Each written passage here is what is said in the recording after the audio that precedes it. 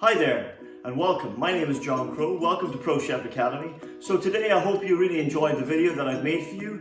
It's another technique, another skill that I'd like you to master. Please join me on the journey and we can grow together, grow this community. Like I said, place a comment, hit that subscribe button, share the content, and we'll see you very soon. Enjoy the video. Hi there and welcome. It's John Crowe again here today with Pro Chef Academy. So we have something really special today. I am going to do the ultimate toasted special or toasted sandwich. This is based on a classical dish. It's called a croque monsieur, which is basically a ham and cheese sandwich, but we are going to really sex it up. We're going to make it absolutely taste amazing. I'm going to show you a little trick of mine as well to take it to the next level. So join me here now and we're going to get this on the go. Okay, so the first step to make this is we need to make a bechamel or a white sauce. It's very, very simple. Like I said, I have a half pint of milk, I have 25 grams of flour, 25 grams of fat or butter, and we are going to make a roux first of all by melting the butter, adding the flour, cooking it out then for about 4 minutes, and then gradually adding our warmed milk. So that's the very first stage there that we need to do to make this toasted special. Okay, so the first stage here now is to melt our butter, which I've just done. The next thing I'm going to do is I'm going to add my weighed out flour, 25 grams of each, like I said. And then we just turn on that heat there for a second. And what we need to do is just bring this then to like a dough. Okay? So we mix the flour and the butter together, like so. So it's going to come together like that. Okay, now what we need to do is we need to cook out that flour so we don't have a floury tasting sauce. Very important. Okay, so we just generally lower down your heat. What we're going to do then is we're just going to cook this out then for about 4 minutes, and then we're going to gradually, I've warmed my milk here as you can see on one side, and we're gradually going to incorporate our milk. Okay, very important as well there that you use a spatula or a wooden spoon when you're making your white sauce, as opposed to a whisk, because the metal can scrape the bottom and can kind of turn your sauce a little bit greyish. So very important there, just use a spatula, obviously heat resistant, or the good old fashioned wooden spoon. That's the first stage here. Okay, so our flour has been cooking for about 4 minutes there. It's cooked out. We've cooked out the flour. So the next thing we need to do is just generally, very gently there and slowly add our milk. Okay, want to add just a little bit at a time. You want to make sure it's all absorbed. We want to absorb all that liquid into the roux before you add any more. It's really, that's one of the key things we need to do here. Just little by little, then we add a little bit of milk. Okay, really slowly. And then we just work that into our roux. Okay, it's going to absorb it. And it's really nice. And it's going to, what it's going to do, it's going to start thickening it here. Now you could use a rice flour as well, instead of regular flour then, if you wanted to make this gluten-free as well. There's something to be aware of there. Or you could use corn flour to thicken your milk. You just heat up your milk, mix your corn flour with a little bit of cold milk, add it in, and then just cook it out. And that would also thicken your milk there to give us the base then for what we need. Okay, so starting to absorb there again, getting nice and thick. Time for another drop of milk. So I'll just work all this in here, and I'll come back to you now in 2 seconds once it's all worked in.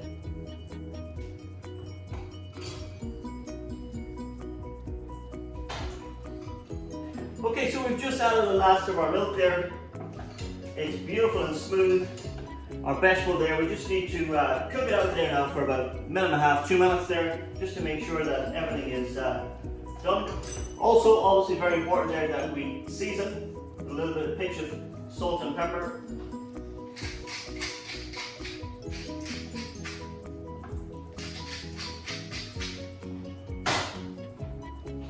And we just work that in. So this is the base then for our sandwich here. So what we're going to do next then is we are going to come on over here. I'm going to add the rest of our ingredients into our bechamel base. Okay, so we've made our bechamel here. I've just put it on a cooling rack here just so you can see it. I have a nicer view here of my ingredients. So always it's very important that you always taste everything. We've seasoned this just with salt and pepper. Taste that, that's absolutely amazing. That's what we want.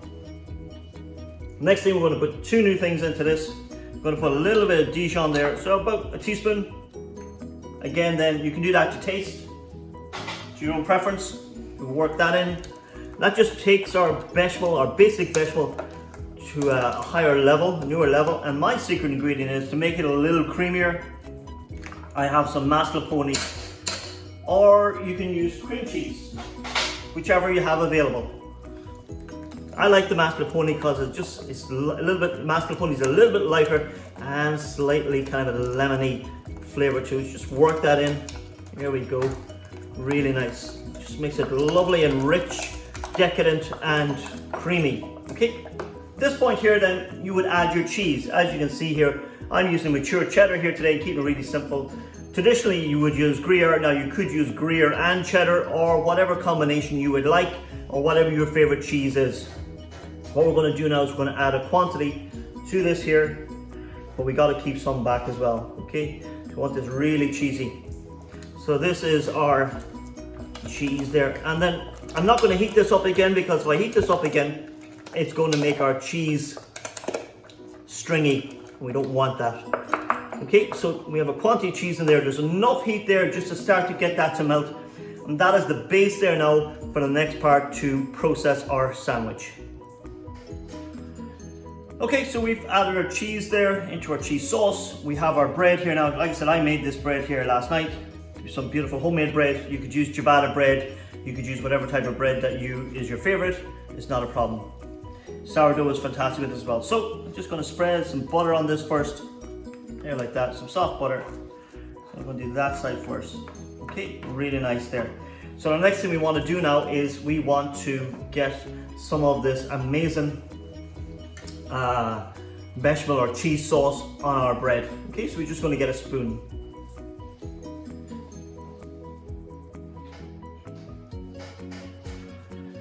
Okay, so we've added our cheese there into our cheese sauce. We have our bread here now. Like I said, I made this bread here last night. Some beautiful homemade bread. You could use ciabatta bread. You could use whatever type of bread that is your favorite. It's not a problem.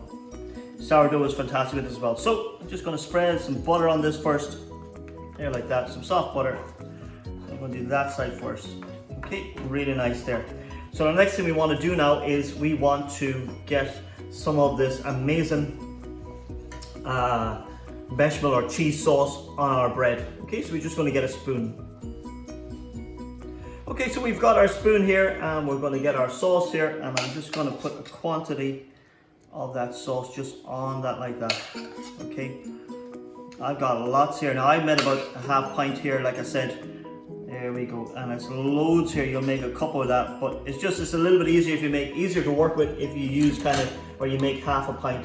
As I said, you know, you can keep this and it'll do for a day or two. All right. So there we have. There's the first thing there. I just coated my bread. The next thing there is I have some ham. Okay, just pop it on there like that. Keep it nice and rustic. Okay, whatever your favorite ham is, smoked, unsmoked. Again, then you could drizzle a little bit of your sauce then on top there. Again, there like that. Beautiful. And then what we're going to do then is, the next thing we're going to do then is you just bring the cheese in. We're going to get some cheese on this. Okay, just like that. We're going to put our lid on top. And that is the first stage then to our sandwich. What I'm also going to do now in the background here is I'm just going to preheat my pan, and I'm going to get this buttered on the top here, pop that presentation side down, and then pop some butter on the other, and we're going to get this starting to color first. So that's the next stage there now for this ultimate grilled ham and cheese sandwich. So you can see there, I just popped it on the pan there. I have my butter side down. I have some more butter lashing, smothered the top of there with some more butter there. Okay, we're going to get it started to caramelize there and color on both sides there. And then I'm going to show you another level of indulgence there that we're going to do this before we pop this in the oven.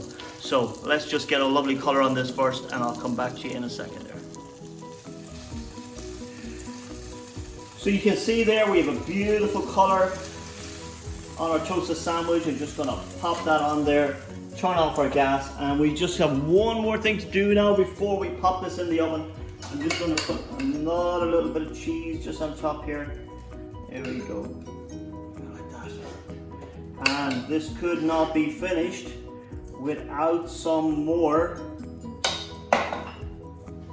Like I said, I'm making this very rustic here now, okay? Very artisan.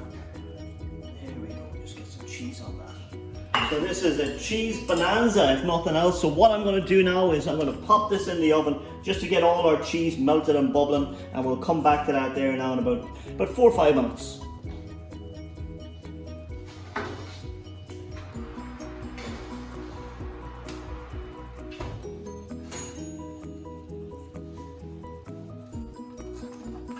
So here we have it, oozing with ham, oozing with cheese. Now, if you didn't want to put the top layer of our cheese sauce and cheese on top, you don't have to, yeah? You could just leave it like normal toasty there, the way we toasted it. But I just think it makes it so much richer, so much indulgent, more indulgent there to do that. And all that's left to do now, you could easily get 3 out of this, okay? What I'm going to do is I'm going to try and get 3 out of this, so we will just cut this.